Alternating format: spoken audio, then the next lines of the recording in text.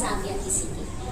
जिस जाविये की पैमाइश 90 दर्जे से ज्यादा और 180 दर्जे से कम हो उसे हम मुनफरदा जाविया कहते हैं। शाबाश। जिस जाविये की पैमाइश 90 दर्जे से ज्यादा और 180 दर्जे से कम हो वो मुनफरदा जाविया।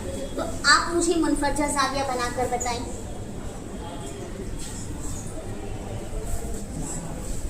कितने दर्जे पर आपने बनाया?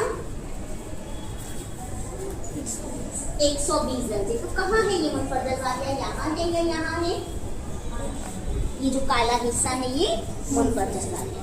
अगर मैं इसे 170 पर ले आऊं तो क्या ये मुनफरदा जाविया होगा? होगा। Very good. क्यों होगा? 90 दर्जे से ज्यादा और 180 दर्जे से कम। शाबाश। अब आप मुझे इस तरह की शक्ल बनाकर बताएं अपनी नजर से। आप नीचे रखकर बना सकती हैं। कहाँ बना आपका जाविया?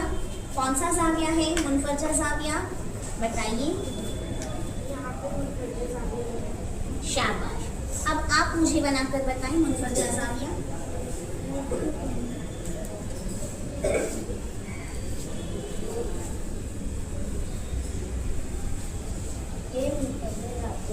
कहाँ है मुनफरदा? शाबाश। समझ में आया आप लोगों को? Very good.